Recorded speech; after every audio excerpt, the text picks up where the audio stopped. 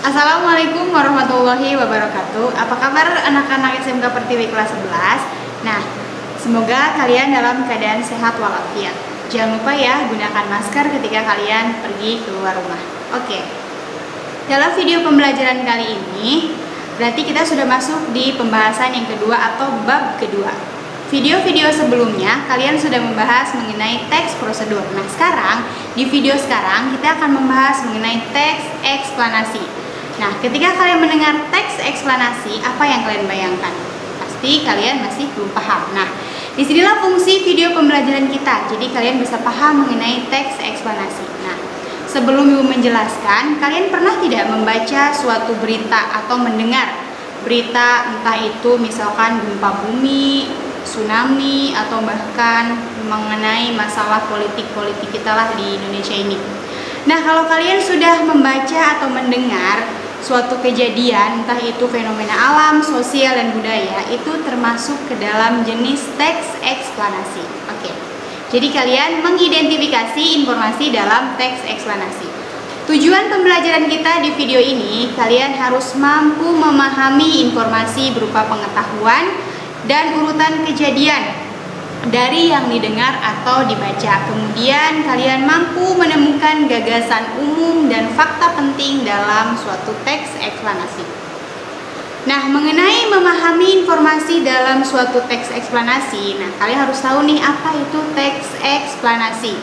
Teks eksplanasi secara umum adalah teks yang di dalamnya berisikan penjelasan secara detail tentang suatu tema yang berkaitan dengan fenomena alam, sosial, budaya, ataupun politik.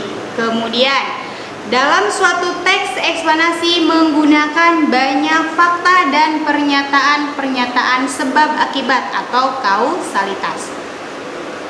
Nah, dalam menemukan atau menentukan gagasan utama dan fakta penting dalam teks eksplanasi, biasanya itu suatu teks eksplanasi, gagasan umumnya terdapat pada awal paragraf atau disebut dengan paragraf deduktif. Ada juga yang di akhir atau induktif, ada juga yang campuran. Tetapi biasanya kebanyakan suatu teks eksplanasi terdapat dalam gagasan, maksudnya gagasan utamanya terdapat dalam awal, yaitu berarti jenis kalimat atau jenis paragrafnya paragraf deduktif.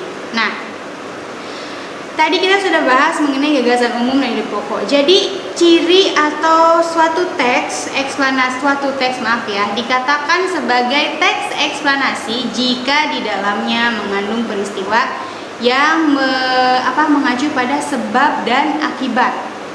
Oke, di sini ada Ibu berikan contoh mengenai suatu teks eksplanasi. Ini hanya sebagian dari teksnya saja ya.